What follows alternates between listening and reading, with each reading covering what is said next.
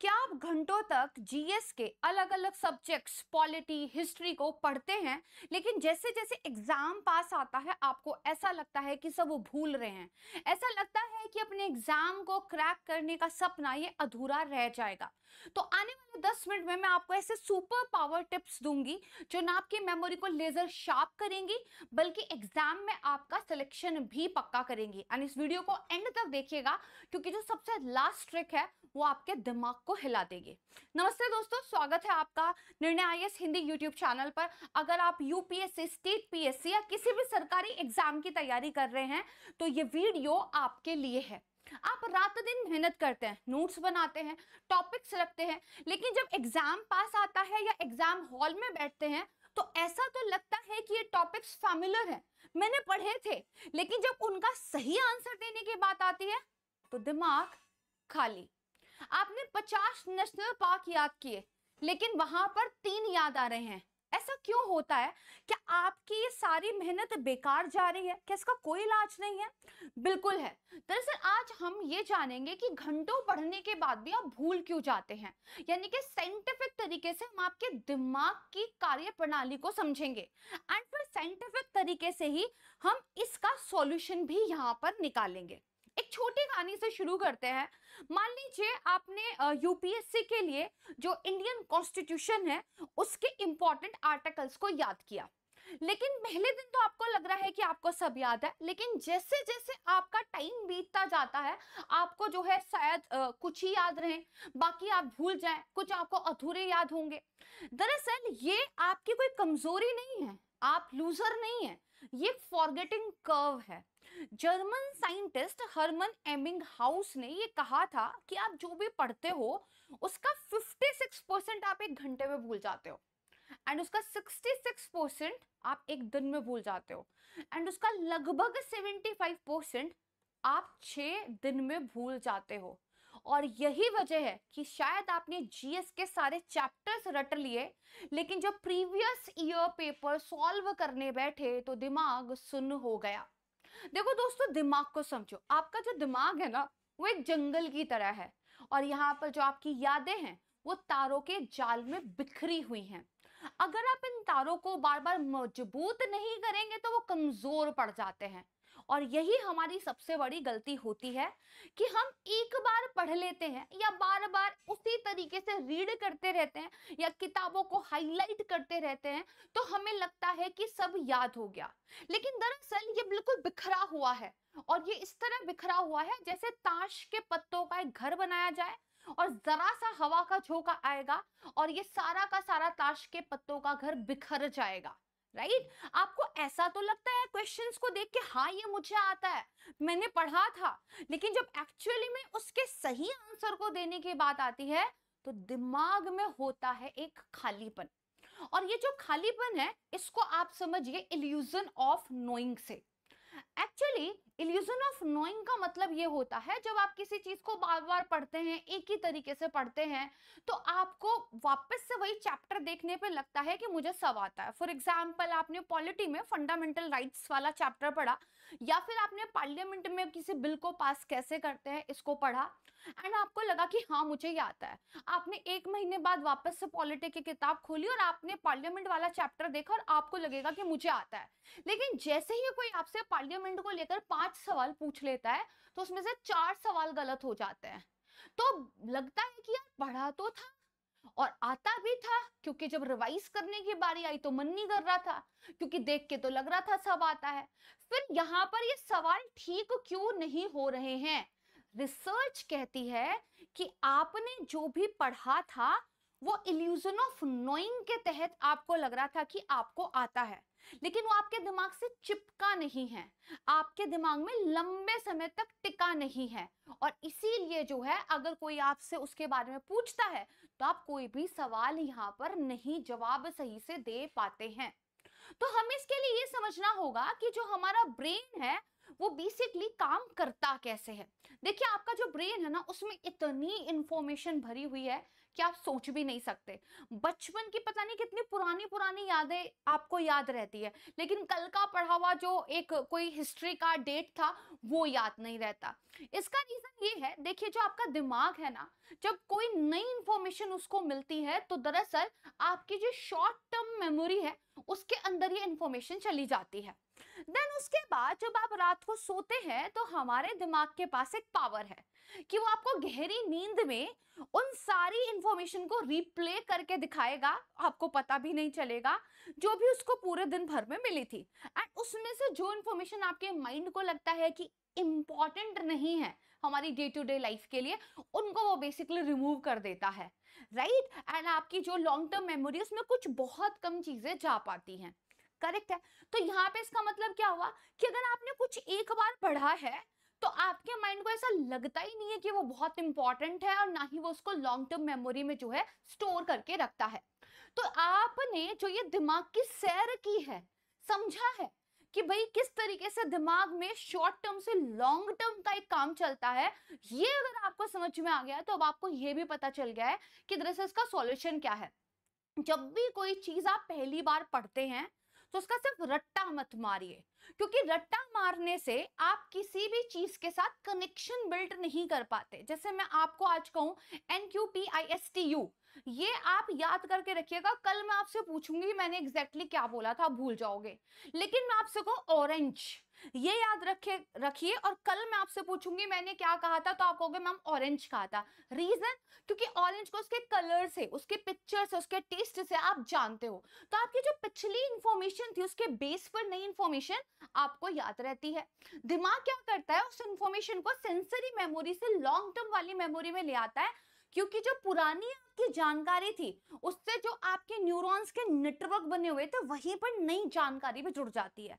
तो इसीलिए किसी भी चीज का रट्टा मत मारिए, हर एक चीज को कॉन्सेप्ट की तरह समझिए, और आपकी जो पहले से आपके पास जानकारी है उसके साथ रिलेट कीजिए। जैसे ऑरेंज को आपने रिलेट किया उसके टेस्ट से, उसके इमेज से, उसके मेमोरी से, तो भी आपको याद रहेगा। तो यहाँ पर दरअसल आपको सबसे पहली बात क्या करनी है कि आप कुछ भी ना भूले, केवल रट्टा नहीं मारना है, राइट। क्योंकि देखिए मैंने अभी क्या कहा, आपका जो माइंड है उसमें जो आपकी इंफॉर्मेशन है वो बिखरी रहती है। अगर ये बिखरी रहेगी, इसी तरीके से स्कैटर रहेगी, कुछ याद आएगा कुछ भूल जाएगा। आपको इसको दरअसल कॉन्सेप्चुअल तरीके से पढ़ के इसका एक प्रॉपर जो है सीक्वेंस अपने माइंड में बनाना है। एंड अगर आप समझ के पढ़ोगे तो ये जानकारी एक से लिंक, दूसरे से लिंक, तीसरे से लिंक होकर आपको रिकॉल हो जाएगी। ये रिकॉलिंग तभी होती है जब आपकी जानकारी इस तरीके से पैटर्न्स बना चुकी हो आपके दिमाग के अंदर। दूसरी यहाँ पे चीज जो आपको ध्यान रखनी है कि दरअसल जब आप रात को सोते हैं तो आपका दिमाग कैसे काम करता है ये आपको पता होना चाहिए। देखिए जो आपका दिमाग है ना, वो दरअसल जो नॉन इंपॉर्टेंट इंफॉर्मेशन उसको बाहर निकाल देता है जब आप रात को सोते हैं। तो अगर आपने एक अच्छी नींद ली है, चीजों को समझ के पढ़ा है, पुरानी यादों के साथ लिंक किया है, आपकी पुरानी पढ़ाई के साथ लिंक किया है, तो दिमाग को पता लगता है दिस इज समथिंग इंपॉर्टेंट, क्योंकि पिछली यादों के साथ लिंक हो रहा है। तो दिमाग उसको परमानेंट मेमोरी यानी कि लॉन्ग टर्म मेमोरी के अंदर ले आता है। दरअसल रिसर्च ये बताती है जब आप सोते हो तो आपका दिमाग दिन भर की पढ़ाई, जैसे पंचायती राज इंस्टीट्यूशंस या फिर आपने बायोटेक्नोलॉजी पढ़ा है, उसको रिप्ले करता है और उसको मजबूत करता है। तो अगर आपको बचपन से ये सिखाया गया है कि पढ़ने लिखने वाले बच्चे तो कम सोते हैं, तो ये गलत है। अगर आप सोएंगे नहीं तो दिमाग को अपना जादू दिखाने का मौका नहीं मिलेगा, क्योंकि वो इररिलेवेंट इंफॉर्मेशन को बाहर निकाल के फेंक देगा, और जो चीज आपने समझ के पैटर्न्स बनाते हुए पढ़ी है उसको लॉन्ग टर्म मेमोरी में नहीं डाल पाएगा। तो अगर आप अपने सिलेबस को याद रखना चाहते हैं तो 7-8 घंटे की नींद उतनी ही जरूरी है जितनी ज्यादा जरूरी है आपकी किताबें। तो इससे आपको दो बातें पता चल गई, रट्टा नहीं मारना है, समझ के चीजें करनी है, और दूसरा नींद बहुत ज्यादा जरूरी है। अब हम उन मैजिक ट्रिक्स की तरफ आते हैं जो आपके एग्जाम की तैयारी को रॉकेट वाली स्पीड दे देंगी। सबसे पहला है, देखिए किसी भी किताब को बार बार एक ही तरीके से पढ़ने के बजाय एक्टिव रिकॉल करें। एक्टिव रिकॉल का मतलब ये होता है कि आप खुद से सवाल पूछें कि भाई पंचवर्षीय योजनाओं का उद्देश्य क्या था, केशवानंद भारती केस में सुप्रीम कोर्ट ने कितने इंपॉर्टेंट ऑब्जेक्टिव हमारे सामने जो है यहाँ पर रखे थे। जब आप एक्टिव रिकॉल करते हैं, किताब को बंद करके जब खुद से आप मेहनत करते हैं तो दिमाग की कसरत होती है और फिर दिमाग इन चीजों को मजबूत बनाता है। दूसरा आपको करना है स्पेस्ड रिपीटिशन। जैसा मैंने आपको अभी बताया कि आपकी जो बेसिकली भूलने वाली कर्व होती है उसी में सॉल्यूशन छुपा है। तो भूलने वाली कर्व कहती है भाई धीरे धीरे टाइम के साथ आप चीजें भूलते हो, तो आपको उस टाइम ड्यूरेशन में क्या करना है, चीजों को रिवाइज करना है। इसीलिए कहते हैं सरकारी एग्जाम की तैयारी तो रिवीजन को अपना मूल मंत्र मान लीजिए। तो आपको क्या करना होगा, जैसे आपने मान लीजिए इकोनॉमिक्स की मॉनेटरी पॉलिसी को पढ़ा है, तो अब उसको आप 3 दिन बाद, 1 हफ्ते बाद और 1 महीने बाद वापस से रिवाइज कीजिए। पढ़िए कम और रिवाइज ज्यादा कीजिए, राइट। और जितने भी यूपीएससी के टॉपर्स हैं, जो भी आईआईटी के स्टूडेंट्स हैं, जो एमबीए के स्टूडेंट्स हैं, जो मेडिकल की पढ़ाई करते हैं, वो इसी टेक्निक को यूज करते हैं। देन यहाँ पर जो नेक्स्ट आपको ट्रिक याद रखनी है, ये मेरी बहुत ज्यादा फेवरेट है because I am a teacher, तो मुझे ये तकनीक बहुत ज्यादा काम करती है। दरअसल इस तकनीक को बोलते हैं, ये एक आपकी जो है यहाँ पर आपकी फेमन टेक्निक है, राइट है।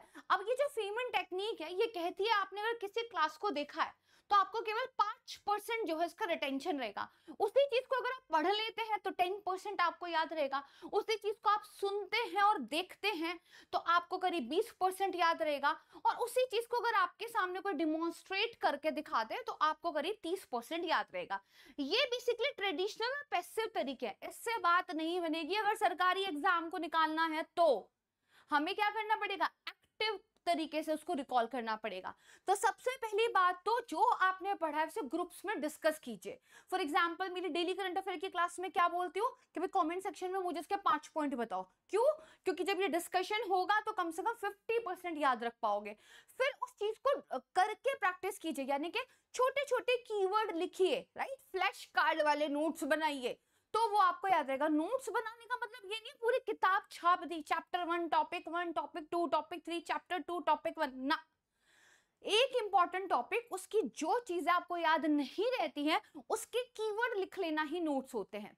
देन यहाँ पे देखिए आपको क्या करना है, आपको उसको दूसरों को पढ़ाना है। और अगर कोई दूसरा नहीं है पढ़ाने के लिए तो आप खुद को ही जो है बेसिकली पढ़ा सकते हैं। दरअसल यहाँ पे जो फेमन है उन्होंने ये कहा है कि भाई जब तक आप किसी टॉपिक को सरल भाषा में किसी दूसरे को पढ़ा नहीं सकते तब तक वो आपको आता नहीं। तो अगर आपको लगता है कि इंडियन मॉनसून की कार्यप्रणाली आपको आती है तो उसको खुद को ही जो है समझाने का ट्राई कीजिए, like a teacher to a student. अगर आप समझा पा रहे हैं एकदम नॉन टेक्निकल लैंग्वेज में, एकदम आसान तरीके से, तब तो आता है। और अगर अटक रहे हैं तो वही पॉइंट्स ऐसे हैं जो आपको तैयार यहाँ पर करने हैं।